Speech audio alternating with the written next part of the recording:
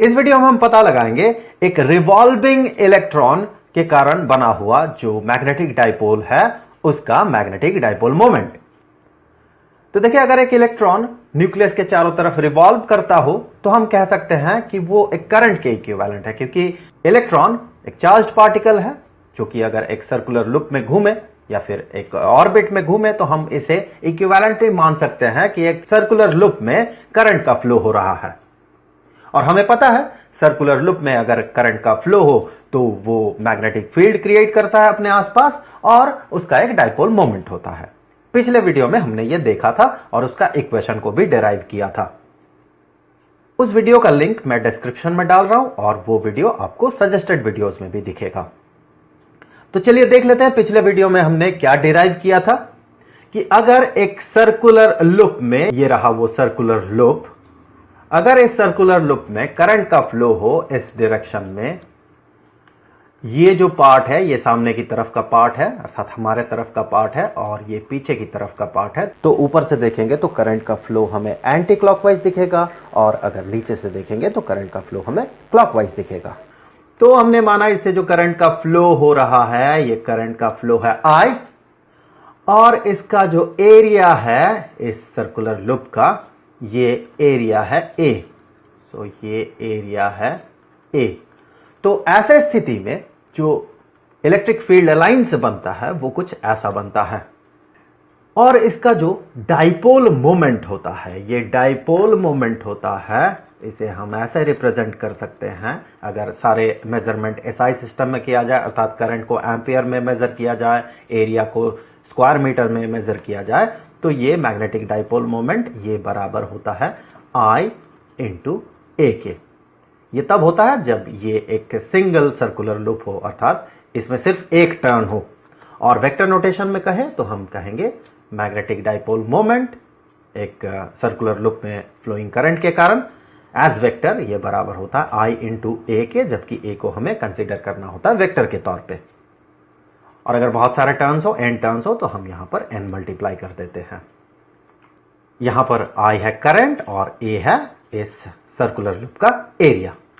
अब देखिए, अगर एक इलेक्ट्रॉन रिवॉल्व करता हो न्यूक्लियस के चारों तरफ, तो हम यहां न्यूक्लियस को कंसीडर नहीं कर रहे हैं क्योंकि हमें सिर्फ मैग्नेटिक डाइपोल मोमेंट पता करना है due to the revolution of electron only. तो हमने ये माना कि एक इलेक्ट्रॉन रिवॉल्व कर रहा है, ये रहा वो इलेक्ट्रॉन जिसमें कि चार्ज है नेगेटिव E। हम कह सकते हैं यहां पर E है एलिमेंट्री चार्ज, तो हम कह सकते हैं ये बराबर है 1.6 into 10 to the power negative 19 coulomb के, और साइन इसका होगा नेगेटिव क्योंकि ये इलेक्ट्रॉन है। हमें पता है इलेक्ट्रॉन नेगेटिवली चार्ज पार्टिकल होता है। तो ये इलेक्ट्रॉन जो यहां रिवॉल्व कर रहा है, ये एक सर्कुलर लूप में रिवॉल्व कर रहा है, तो इसके कारण एक मैग्नेटिक डाइपोल मोमेंट बनेगा। उसे हम कैसे पता लगाएंगे? हमें सिर्फ करंट पता लगाना है, इस इलेक्ट्रॉन के रिवोल्यूशन के कारण जो करंट जनरेट होगा वो पता लगाना है। साथ ही साथ ये जो सर्कुलर लूप में घूम रहा है उसका एरिया हमें पता लगाना है, उस सर्कल का एरिया। तो हम मैग्नेटिक डाइपोल मोमेंट उसका पता लगा सकते हैं। तो इसके लिए सबसे पहले चलिए मान लेते हैं ये जिस सर्कल में घूम रहा है उस सर्कल का जो रेडियस है ये है R और इस इलेक्ट्रॉन का जो रिवोल्यूशन का टाइम पीरियड है, ये टाइम पीरियड अर्थात एक बार घूमने में इसे जितना टाइम लग रहा है वो है T। तो टाइम पीरियड अगर T होगा इस इलेक्ट्रॉन के रिवोल्यूशन का, तो इसका जो फ्रीक्वेंसी होगा ये कितना होगा? फ्रीक्वेंसी होता क्या है? फ्रीक्वेंसी होता है एक सेकंड में ये कितना बार रिवॉल्व कर रहा है। तो फ्रीक्वेंसी, चलिए मान लेते हैं फ्रीक्वेंसी को डिनोट कर लेते हैं हम न्यू से। तो फ्रीक्वेंसी ये बराबर होगा 1/T के। कैसे देखें? चलिए एग्जाम्पल के तौर पे मान लेते हैं टाइम पीरियड ये है हाफ सेकंड। फॉर एग्जाम्पल कि किसी एक ऑब्जेक्ट का जो टाइम पीरियड है वो है आधा सेकंड। तो अगर आधा सेकंड में ये एक चक्कर लगाता हो तो एक सेकंड में कितना चक्कर लगाता होगा? कॉमन सेंस है, 2 चक्कर लगाता होगा, तो फ्रीक्वेंसी इसका 2 होना चाहिए। अब देखते हैं क्या इस फॉर्मूले से हमें 2 मिलेगा। देखिए frequency is equal to 1 over time period, तो हम कह सकते हैं 1 डिवाइडेड बाय हाफ सेकेंड, तो इसे इवैल्यूएट करें तो आपको मिलेगा ये होगा 2 पर सेकेंड, अर्थात 1 सेकेंड में 2 बार। बिल्कुल ऐसा ही होना चाहिए।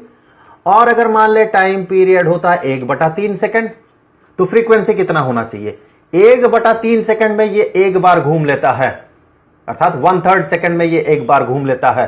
तो 1 सेकेंड में कितना बार घूमेगा? 1 सेकेंड में ये 3 बार घूमेगा। इसी फॉर्मूले के हिसाब से देखें कि frequency is equal to 1 over time period, तो यहां पर ये होगा 1 डिवाइडेड बाई 1/3 सेकेंड।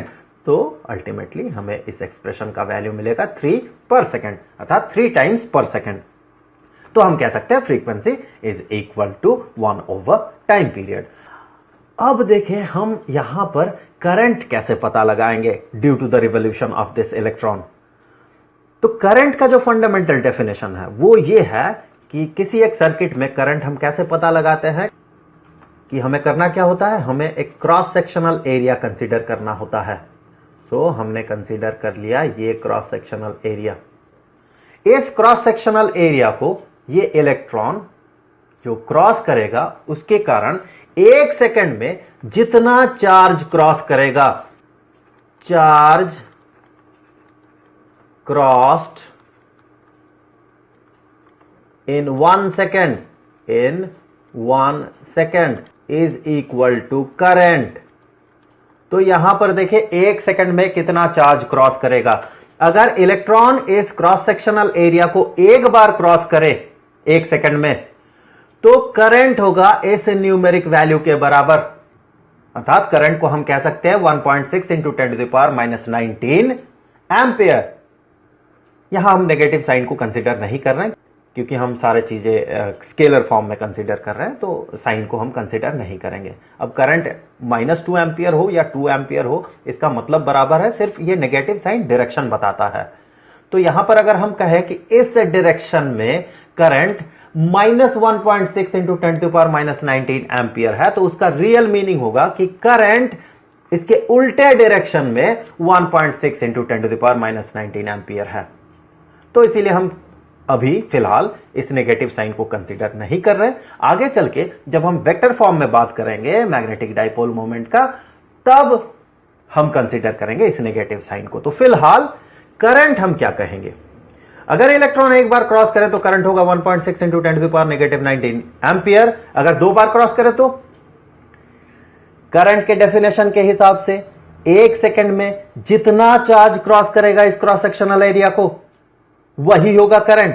तो यही इलेक्ट्रॉन 1 सेकंड में अगर 2 बार क्रॉस करे इस क्रॉस सेक्शनल एरिया को, तो हम कंसीडर कर सकते हैं कि 1 सेकंड में 2 इलेक्ट्रॉन क्रॉस कर रहा है।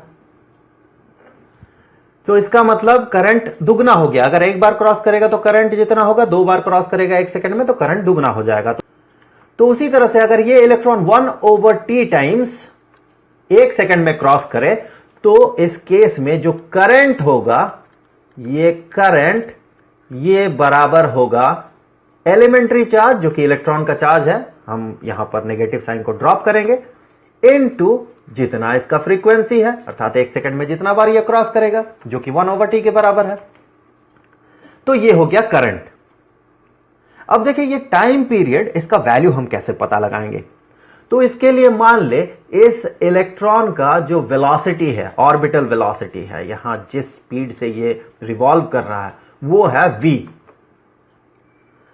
और इसका जो सरकमफरेंस होगा, इस इलेक्ट्रॉन का जो रिवॉल्यूशन का ऑर्बिट है, इसका जो सरकमफरेंस होगा, ये सरकमफरेंस ये बराबर होगा 2πr के, क्योंकि r है रेडियस, हमें पता है 2 × π × r, अर्थात 2 × π × रेडियस, ये बराबर होता है एक सर्कल के सरकमफरेंस के, जिस सर्कल का रेडियस r हो। तो देखिए इलेक्ट्रॉन v वेलोसिटी से या v स्पीड से, मुझे यहां स्पीड कहना चाहिए, v स्पीड से 2πr डिस्टेंस ट्रैवल करने में कितना टाइम लेगा? वही तो होगा टाइम पीरियड। टाइम पीरियड मतलब अगर इलेक्ट्रॉन यहां से मूव करना शुरू करता है और एक चक्कर लगा के आता है, फिर वहीं पहुंच जाता है, जितना समय लगता है वही अगर टाइम पीरियड हो, तो एक चक्कर में इसे डिस्टेंस जो ट्रैवल करना है यह है 2πr, और जिस स्पीड से ये ट्रैवल करेगा वो होगा v। तो v स्पीड से 2πr डिस्टेंस ट्रैवल करने में इसे कितना टाइम लगेगा? वही तो है टाइम पीरियड। तो इस केस में जो टाइम पीरियड होगा ये टाइम पीरियड t ये बराबर हो जाएगा जितना डिस्टेंस इसे ट्रैवल करना है 2 पाई r डिवाइडेड बाय जिस स्पीड से ये ट्रैवल करेगा। तो हमने कहा ये हो गया इक्वेशन 1 और ये हो गया इक्वेशन 2। अब इक्वेशन 2 से इस t का वैल्यू अर्थात टाइम पीरियड का जो वैल्यू है इसे अगर हम इक्वेशन 1 के t में सब्स्टिट्यूट कर देते हैं तो हमें मिलेगा इक्वेशन 1 से current is equal to E into 1 over 2 pi r divided by v। इसे इक्वेट करें तो आप पाएंगे ये बराबर हो जाएगा E into V divided by 2 into pi into r। तो चलिए इसे नाम दे देते हैं इक्वेशन 3। ये बन गया इक्वेशन 3। तो करंट इस वैल्यू के बराबर है और इसका जो एरिया है वो एरिया हम पता लगा सकते हैं। ये एरिया होगा इस सर्कुलर लूप का एरिया। तो इस सर्कुलर लूप का जो एरिया होगा हम कहेंगे कि ये जो एरिया है ये एरिया ये बराबर होगा पाई r स्क्वायर्ड के। तो मैग्नेटिक डाइपोल मोमेंट जो होगा इसका जो मैग्नीट्यूड होगा यहां से देखिए ये बराबर होगा करंट इंटू एरिया के। तो करंट यहां कितना है? करंट है E into V divided by 2 pi r। तो E into V divided by 2 pi r into area. Area होगा पाई r स्क्वायर्ड। तो पाई r स्क्वायर्ड इवेल्युएट करें तो देखिए ये क्या बनेगा? ये बनेगा EVR डिवाइडेड बाय 2। सो ये हो गया एक इलेक्ट्रॉन का रिवॉल्विंग इलेक्ट्रॉन का मैग्नेटिक डाइपोल मोमेंट। अब हम क्या करेंगे? इस रिवॉल्विंग इलेक्ट्रॉन का जो डाइपोल मोमेंट है इसे एक्सप्रेस करेंगे इस इलेक्ट्रॉन के एंगुलर मोमेंटम के टर्म में। तो जैसे कि हमें पता है एंगुलर मोमेंटम एक इलेक्ट्रॉन का एज स्केलर ये होता है इस इलेक्ट्रॉन का मास जिसे हमने माना me इंटू ये जिस स्पीड से रिवॉल्व कर रहा है इंटू ये जिस सर्कुलर पाथ में रिवॉल्व कर रहा है उस सर्कुलर पाथ का रेडियस। तो देखिए मैग्नेटिक डाइपोल मोमेंट के एक्सप्रेशन में v इंटू आर है। तो यहां से हम कह सकते हैं कि v into R is equal to angular momentum इस इलेक्ट्रॉन का divided by mass of electron. तो इस एक्सप्रेशन को अगर हम इस एक्सप्रेशन के जगह सब्स्टिट्यूट कर दे अर्थात यहां पर सब्स्टिट्यूट कर दे तो देखिए हमें क्या मिलेगा? हम कहेंगे कि मैग्नेटिक डाइपोल मोमेंट एक रिवॉल्विंग इलेक्ट्रॉन का ये बराबर हो जाएगा E अर्थात elementary charge into angular momentum of the electron revolving electron divided by ये 2 into mass of the electron. यहां से देखिए इस टर्म को हमने यहां पर इंटैक्ट रखा और जो v इंटू आर है यहां से हमने उसे सब्स्टिट्यूट कर दिया L डिवाइडेड बाय me से। सो ये हो गया एक रिवॉल्विंग इलेक्ट्रॉन का मैग्नेटिक डाइपोल मोमेंट। पर ये तो स्केलर फॉर्म है, इसे हमें वेक्टर फॉर्म में रिप्रेजेंट करना है क्योंकि मैग्नेटिक डाइपोल मोमेंट तो एक वेक्टर क्वांटिटी है। तो इन वेक्टर